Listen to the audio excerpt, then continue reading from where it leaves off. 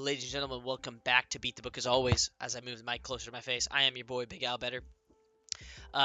If you guys are new to the channel, welcome on in. You've got myself and your boy, Matty Betts. We both do gambling picks for you guys during this kind of season of time. I do the NBA bets, which is why you clicked on the video. Matty Betts, he does NHL. During NFL season, we both come together and we do all the NFL bets. So anyway, welcome on in. Please subscribe. Please like. Like I said, NFL season is right around the corner. You're going to get tons of good picks from us. I went 60% in NFL. Matt went 57%. Very high percentages. If to be a pro gambler, you only have to hit 55. We hit over that. So anyway, great run if you guys did ride with us through football season. But this is basketball season. That's why you're here. If you guys are new to the channel, the way I kind of do these videos, I'm going to go ahead and take the first about 2 to 3 minutes and go over how our bets went in the last game. So if you guys don't care about that, just jump to about 3.5 minutes. That's where you're going to get our new picks for Game 5 at this point. We're back in OKC. And, yeah, it should be a banger of a game. But anyway, go ahead and jump to about 3.5 minutes if you guys want those picks. As far as the people that want the recap on how we did on this one, so we had, we'll jump right into it. We had the over 225.5. That one does not have cash, and they get to it was 114, 101, I think, was the final total. So you get to 215. So we missed it by a bit. We had Indy +6. Obviously, they lose by 13 points. So that one doesn't end up cashing for us. It was kind of sucky, too, because if you guys did watch the game, Indy had a lead for, most of the game. They were up by 10 points going into the fourth quarter. I was like, oh, I feel so good about it. And then they just give it up at the end, which is crazy because OKC has been the team that has not been doing well in the end of games. So it was just kind of an unfortunate situation. And, yeah, so we lose both our big bets. As far as the prop bet, we doubled down on, well, not that we doubled, we didn't double the bet, but I brought back the bet from Game 3, which was Shea under 46.5. That one does cash. Miles Turner over 20.5 PRA. He does not cash. Jalen Williams under 32.5 PRA. He does not cash. And then Chet Holmgren under 26.5. He does not cash. Chet got to 30, and Jalen got to 36. And it was just not expected at all. They both popped off, and I was thinking they had popped off in Game 3. I thought that it would kind of fade in Game 4. That didn't end up happening at all. They ended up popping off even harder. So that was unfortunate for us. Shea stayed under. He's been under for the last. I think he's been under 46. He has not hit 47 the whole series. So he stayed under again. And then Miles Turner, I thought he cashed the over. He did not. He had 12 points, 2 rebounds, 2 assists. So he had another kind of bad game. So anyway, that is a bad round for us. We'd been profitable so far through the finals up to that point. Now we've kind of turned the corner because we lost both those big ones. So we need to get a little bit back here, and then ride the rest of this out and be profitable. So without further ado, let's go ahead and hop into this game. I'm gonna switch the screen. Bada bing, bada boom. Oh, we're lagging a bit, I think.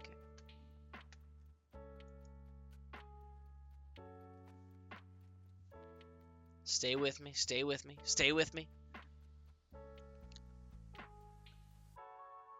Okay, there you go. You get the screen.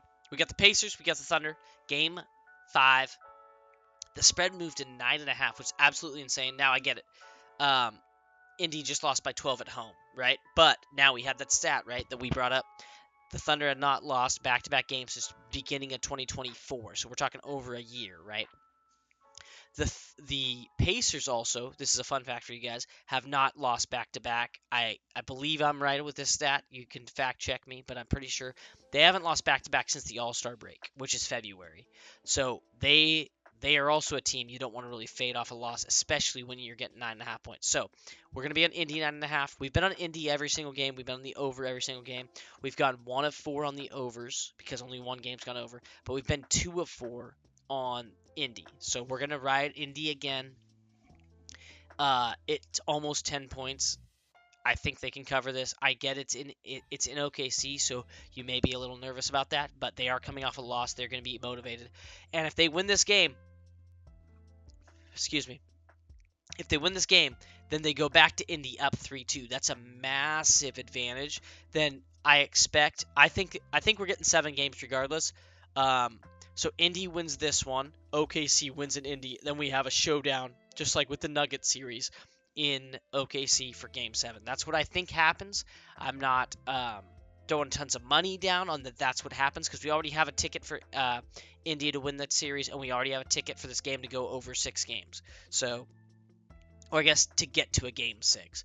But so we don't really need to, reach out and bet higher than that. But I like Indy here, +9.5. I think they can lose this game. I think Oklahoma City probably wins. Do they win by 10? That's the real test, right? So I like, if you're going to give me +9.5, I'm going to take it every single time. As far as the over-under, I think we have to ride with the over here. We have had a couple games hit over this total. We had the one game that got the only over so far we've hit, one of four. We're 1 of 4 on overs. It got to 232. Or maybe it was 230. I think it was 232. But a bunch of games have gotten to 225, 226, like two of the 4. The only game that has been under, I believe, like I said, fact check me again. But from my memory of how these games have gone, the only game to get to stay under this number was the last game. Now OKC at home should score more points. The Pacers, I think personally, I don't know if you guys watched the game. Hopefully y'all did if you're betting on it. The reason the Pacers lost that game, in my opinion, they stopped pushing the pace. They slowed the game way down, and that's not how you beat the Thunder. The Thunder like when you slow it down because they have the best player in the when you have the best player in the series, you don't slow the game. Like, you want the game slow. If you're the Thunder and you have SGA, you know he can get 2 points whenever he wants. It's like having Luka Doncic, right? You want the game slow because if you know you have Luka, you have the guy that can get a bucket whenever you need. Or if you have Steph Curry, you don't even mind slowing the game down. Now, Steph's going to shoot threes and be flashy, right? But when you have the best player in a game, you want the game slow because you know your guy can outscore whoever they try to guard. Whoever they send to guard him, he's going to go get 2 points, and he can get that anytime he wants. When you play fast, you take kind of the star out of the game because you're like, we're going to have 4 or 5 different guys score because we're just going to push the pace. And then it forces the other team to get the ball out of their star players' hands and give it to other people just to try to keep up with you. And so whenever you slow the game down, it forces the best player in the series to be the star, and that's exactly what the Thunder did. Props to them.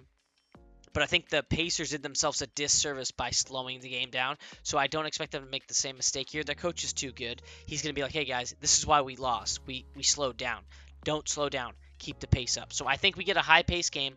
The Thunder are going to score a ton at home because that's what they do, and the Pacers are going to keep up, and I expect them to cover, and I think they can win this one and steal it. So I like the over a lot here. I think it's probably my most favorite bet. Obviously, +9.5 with the Pacers, that's so many points. It's hard not to take that. But I think if I had to pick a favorite bet of those two, I think the over is my favorite bet.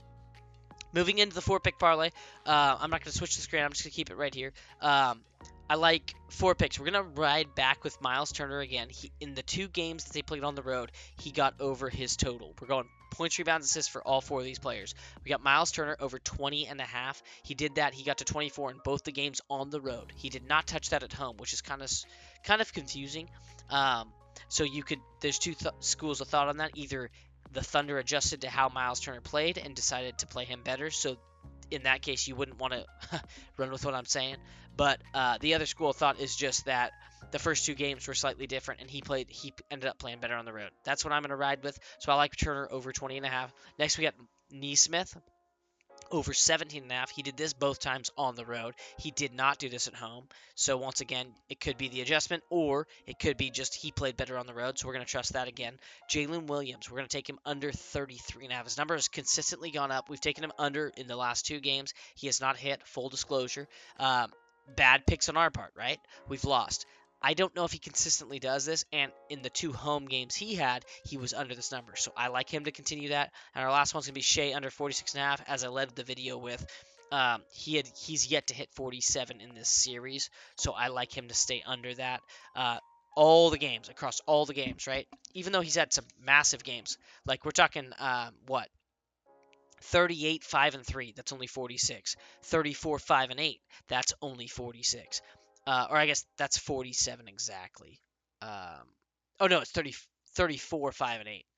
Yeah, that's 47. So he hit it 1 time. That's the only time, game 2. 24, 8, and 4. That's only, 36. 35, 3, and nothing. That's 38. So He's only hit it one time in the 4 games so far in this series, so I like him to stay under that number. Even though they're at home, he could pop off. I understand that, but I do like Shea's under on this simply because he's only hit over this number one time. So just to recap on the 4-pick parlay, this one also pays plus 1,300 over on DraftKings, which is kind of insane. You got points, rebounds, assists for 4 players. Miles Turner over 20.5 points, rebounds, and assists. Aaron Nesmith over 17.5 points, rebounds, and assists.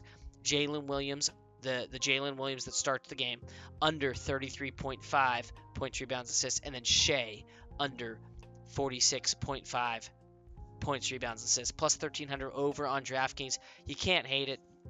I kind of like it a lot. We've gone kind of through a drought, as my voice cracks right there. We've gone kind of through a drought of hitting the 4-pick parlay, so I feel like we're due one, and this feels like the one. And then our other 2 picks are Indy plus the 9.5. It seems like way too many points, and then the over to 23.5.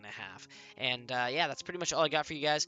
As always, keep it tuned here. If you guys have not liked and subscribed, I don't really care necessarily about the likes on the videos, but if you guys have not subscribed to the channel, please do. It helps us a lot with the algorithm. And we got football season right around the corner. And then stay tuned here because Matty Betts has been on an absolute tear with the NHL bets. I think he's gone 3 of the last 5, which is super profitable. That's a 60% hit rate. But yeah, as always, thank you guys for tuning in, and we will catch you guys in the next video. Protect the bag, beat the book, and I'll catch you guys in the next one. Let's go Pacers if I can end this video. Peace.